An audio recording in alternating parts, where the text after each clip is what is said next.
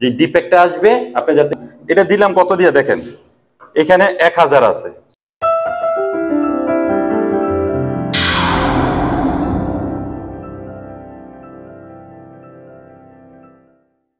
আসসালামু আলাইকুম, আশা করি সবাই ভালো আছেন। আলহামদুলিল্লাহ আমিও ভালো আছি। সবসময় আপনাদেরকে আমি ইলেকট্রিক কাজের আপডেটগুলো দিয়ে থাকি। হাউস ওয়ারিং করতে আপনার কি কি লাগে, কি কি প্রয়োজন, কি কি শিখতে হয় আপনার জানা থাকতে হইব, তাহলে পরিপূর্ণ একটা হাউস ওয়ারিং কমপ্লিট হইব। আপনি শুধু তার টানলেন, এই যে এই জায়গায় যেমন তার টানা আছে এরকম তার টানলেন, তার টানলে আপনার হাউস ওয়ারিং কমপ্লিট হয়ে যায় না। যখন আপনার লাইন দিতে যাইবেন, যদি লাইটগুলো সঠিকভাবে গ্যারান্টি অনুযায়ী জ্বলে তাহলেই আপনি সাকসেস। এখন এক একটা লাইট কিংবা এক একটা সকেট, এক একটা এসির জন্য আপনি মেগা দিতে হয়, বেল মারতে হয়, এগুলো অবশ্যই আপনার চেক করতে হইব। যদি আপনি চেক না করেন তারটা শর্ট আছে কিনা, যেমন এই সাইডে এটা স্ক্রিন করা হয়ে গেছে, এখন উপরে বক্সগুলো দেখা যায় না। স্ক্রিনের আগে আপনার তারগুলো চেক করতে হইব। তারগুলো চেক করবেন কিভাবে? লাইটের যে তারগুলো আমরা 1.5 ব্যবহার করি, এটার লোড কত টানে? 900 থেকে 1100। আপনার সকেটের জন্য যে তারটা আমরা টানি 2.5, এটা লোডটা কত নেয়? 1500 থেকে 1900।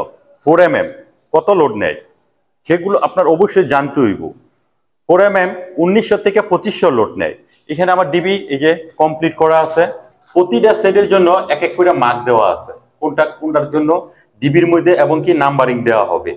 আপনার একটা সেট নষ্ট হয়ে গেছে, আপনার একটা সেট রিপেয়ার করার জন্য যে ডিফেক্টটা আসবে আপনি যাতে এখান থেকে দেখা তারপরে আপনি এটা চেঞ্জ করতে পারেন কিংবা রিপেয়ার করতে পারেন, স্বাভাবিক এরকমই লাগবে।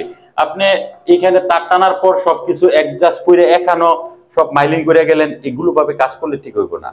যেটা যেই সিকু, ওই সিকু নাম্বার দিয়ে ডিবির ভিতরে তারপরে ট্যাগ ইন করতে হইব। এখন এই সাইডে আমার এই রুমটা ওয়ারিং করতে 21 সেট তার লাগছে। 21 সেট বলতে কিরকম, 1 2 3 এরকম ভাবে 21টা সেট তার লাগছে। সাবমিন কেবল মিটার প্যানেলের থেকে যেটা আসবে, মিটারের থেকে এটা আমরা 16mm নিছি, কারণ এই ইউনিটের ভিতরে 3টা এসি আছে, 2টা ওয়াটার হিটার আছে, ওভেন আছে, হুক আছে, 4mm কেবল আছে বইলা এখানে আমরা 16mm ইউজ করতেছি। আপনার আর্থিংটা আপনি 10mm ব্যবহার করতে পারেন। নিউট্রালটা 16, ফেসটা 16। আরগুলো যে কমপ্লিট করছি, এখন এক এক করে আমরা মেগা দিয়ে টেস্ট করব এবং কি বেল মাইরে আমরা চেক করব তারগুলো সঠিক আছে কিনা। কারণ এই জায়গায় আমরা যে সময় তারটি নামাইছি এখানে সমস্যা হতে পারে, হ্যাকিং করতে পারে, এই জন্য আমরা মেগা চেক করব এবং কি বেল মারব। ওরা এই কাজগুলো করে। এই যে এখানে আছে বেল, এই যে একটা বেল, এই বেল দিয়ে আপনার যত দূরত্বই থাকুক পয়েন্টের ফার্স্ট মাথায় এবং সেকেন্ড মাথায় ধরার পর এটা বাজবে। এই মেগা দিয়ে আপনার তারটা শর্ট চেক করতে হইব।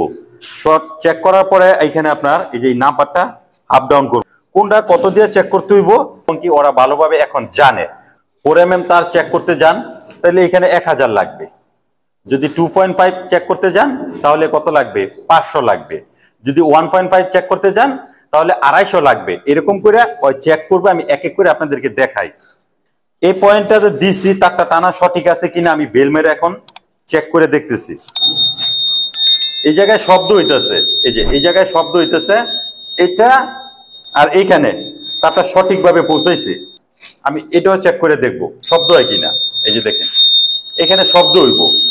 তারটা যদি মাঝখানে কাটা থাকে কিংবা কোনো সমস্যা হয়ে যায়, চ্যাপ দেখায় থাকে, তাহলে এটা বাজবে না, দুর্বল ভাবে বাজবে। এখন একটা তারের আমি মেগা দিয়ে দেখি, এটার একটা মেগা দেন, এদিকে আসেন।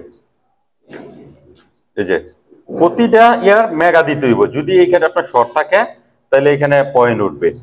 এখন 00 আছে, এটা হইলো প্লাগের জন্য। এখন আমি একটা ওভেনের জন্য দিই।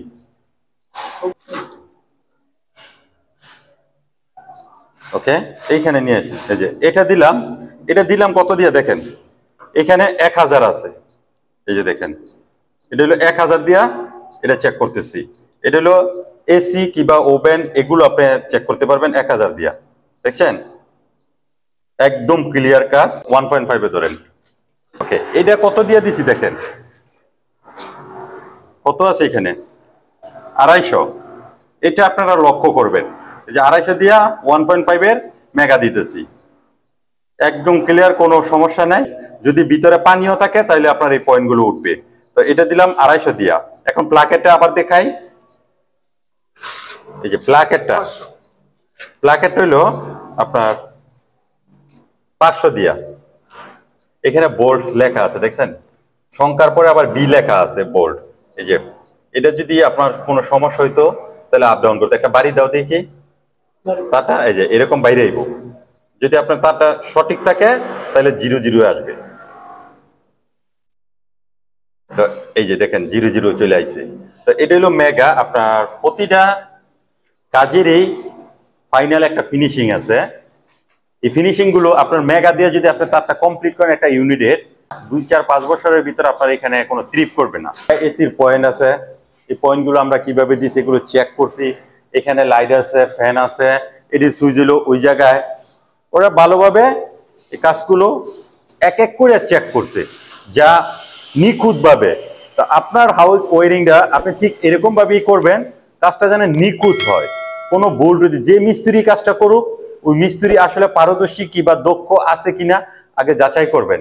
যদি নতুন কাজ করে থাকে তাহলে তাকে আপনি কাজ দিবেন, ঠিক আছে, কাজটা ভালোভাবে বুঝে নিতে হবে। নাহলে সারা জীবন আপনার কষ্ট করতে হইব। রং করার শেষ, আপনার সবকিছু করার পর যদি শর্ট খায়, একটা ডিবি ট্রিপ করে, তাহলে অনেক সমস্যা হয়। আপনার এগুলো ভাঙতে হইব। তো সবাই ভালো থাকবেন, সুস্থ থাকবেন। আল্লাহ হাফেজ।